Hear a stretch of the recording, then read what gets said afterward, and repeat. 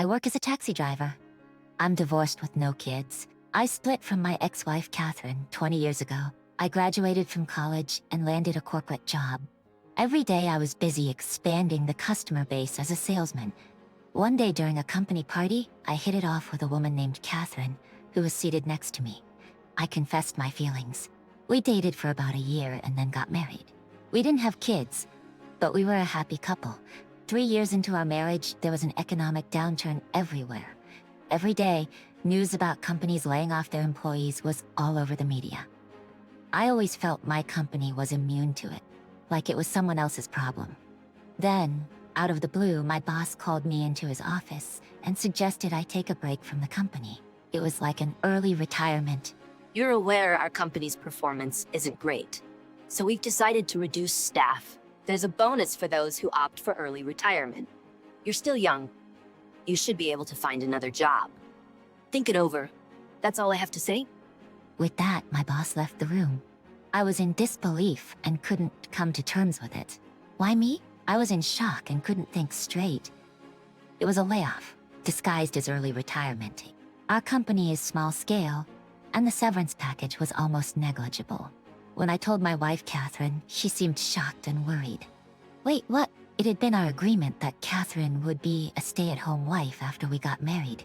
But now, the one who had asked her to stay at home had to ask her to work. It was an unexpected turn of events, and I grew more frustrated by the day. From then on, Catherine and I started arguing about money and jobs. Our once peaceful marriage became rocky. Eventually, Catherine left a divorce note and moved out. It felt like the layoff had ruined my life. Afterwards, I was so devastated that I spent my days in a state of despair in our now empty house. But I couldn't continue living that way forever. Despite my efforts to find a new job, nothing was working out. I kept getting rejected, even at the initial application stage. During one job fair, a senior employee from my current company approached me. Somehow I ended up as a taxi driver, which was fine, but maybe because I started just for a living, I wasn't putting my heart into it at first. I faced many complaints during my early days due to my attitude, but an encounter with a young girl changed my perspective. Thanks to that experience, I can now take pride in doing my job with dedication. Phew, how many rejections have I had so far? While in the cab, I let out a long sigh. It's been 3 months since I started job hunting. I've been rejected by over 30 companies. When rejection keeps piling up, it feels like society is telling you, we don't need you, and it's really weighing on me. Miss, is everything okay? Did something happen? Actually, I poured out my frustrations to the taxi driver. Despite studying hard, I failed my university entrance exam and ended up in my second choice. The economic downturn makes job hunting tough. My parents got divorced, and it's hard to reach out to either of them. it seems like I'm always failing at something. I choked back tears as I wrapped up my story. Well, I've been there. I was laid off from my job, and things didn't work out with my wife, leading to our divorce. Finding a new job was a real challenge. Even when I got this taxi job, I wasn't passionate about it at first. I was taken by surprise when the taxi driver suddenly began speaking to me. You're about the age she would be now. She must be 2. Excuse me, do you have a daughter? No, but a long time ago, I helped a little girl. It was a pitch-dark night. The driver began to reminisce. He was waiting for passengers near the rotary in front of a train station when a small girl approached him. Please, can you take me to the vet? Perhaps because of the rain that had just stopped, she was soaking wet. She held a limp kitten in her arms. The girl handed the driver a $5 bill she had been clutching and pleaded. Please hurry. This is all the money I have. Go quickly. The driver realized something was wrong and immediately drove her to the nearby animal hospital where the kitten received treatment. I hope the kitty's okay.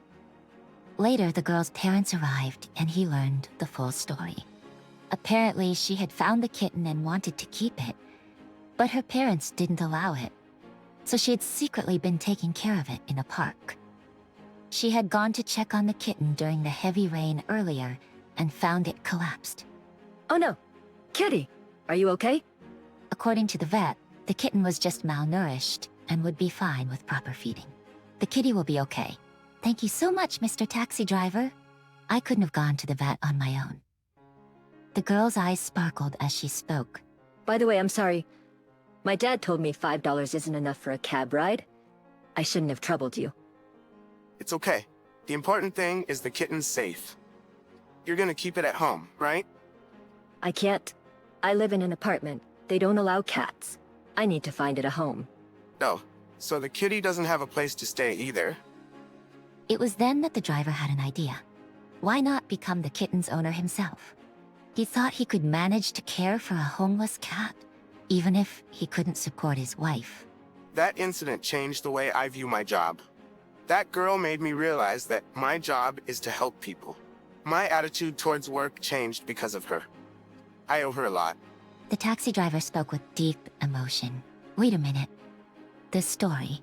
I had been listening intently to the driver's story, my heart racing. Your cat is a tabby with droopy eyes, right? How did you know? Of course he'd be surprised. That makes sense. He hadn't described the cat to me. There was no way a stranger like me would know the specifics about his cat. Well, when I found the kitten, it was about 3 months old. I took care of it in the park for about a week. You're that little girl from back then?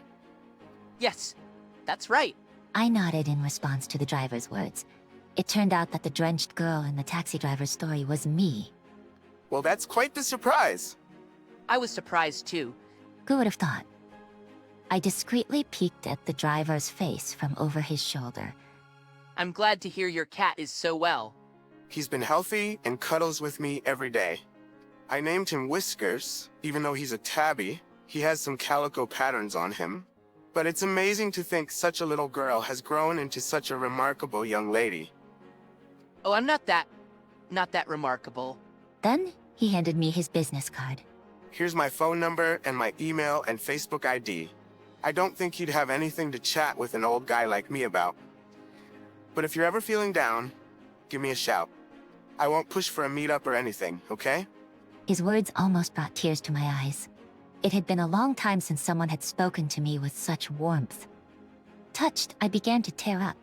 Thank you. What happened? Why the tears? Did I say something wrong? No, I'm just grateful for your words. I see. You've had it tough, huh? The driver gently patted my back. I sniffled, crying even louder. It's okay. Reach out if things get tough again. Yes, thank you. Holding onto his business card, I parted ways with the driver. Although I felt a bit lonely, my heart was somehow warm. Not long after, the driver sent me a picture of Whiskers. When I first found him, he was tiny enough to fit in my palm, but now he's a big cat, weighing over 22 pounds. Even on bad days, looking at plump Whiskers photos always cheered me up. However, my job search continued to be challenging. But for some reason, I didn't get as down as before. There are times when your hard work isn't recognized. But if you give up just because of that, it's over. I continued my job hunt with determination and also worked on my thesis. Whenever I felt disheartened, I'd message the driver on Facebook, and he'd always reply with a picture of Whiskers cheering me on with a, "Keep it up." But then something happened that threw me off. Hello, Michelle. How about moving in with me? Why such a sudden proposal? It was a call from my mom. My dad was paying for my college tuition, and I was covering my living expenses with a part-time job and scholarships. So I thought I'd be financially stable until graduation. You remember who raised you, right? I do, but I'm lost. Can you explain what's going on? As I said that, she went on to say she's struggling financially and wants me to drop out and start working immediately. Hold on. What about Dad? Who's been covering my tuition? If I drop out now, it'd be a waste of all that money, wouldn't it? But I'm out of money. I need you to help me out. I'm sorry. I have to hang up now. Wait, Unable to bear my mom's words, I quickly hung up. She called back immediately, but I ignored it. From that day, I received numerous messages and missed calls from her, but I didn't even have the strength to go through them. At that moment, a message arrived in my inbox. Oh, Looking at the attached photo, I was taken aback. It was a picture of Whiskers. Been a while since we talked. Everything okay? Seeing the driver's message, tears welled up in my eyes. I immediately called him to talk about my mom. I'm sorry. I know it's your lunch break. No, I'm sorry for sending you a message during such a hard time. But you should probably keep your distance from your mom for a while. It's not right for a parent to tell their college-age daughter to support herself.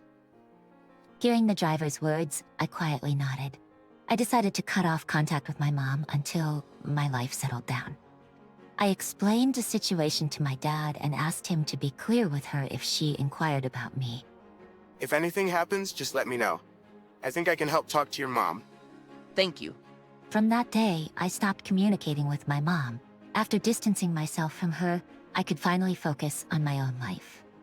My younger brother told me she kept calling him persistently, but he firmly declined her calls.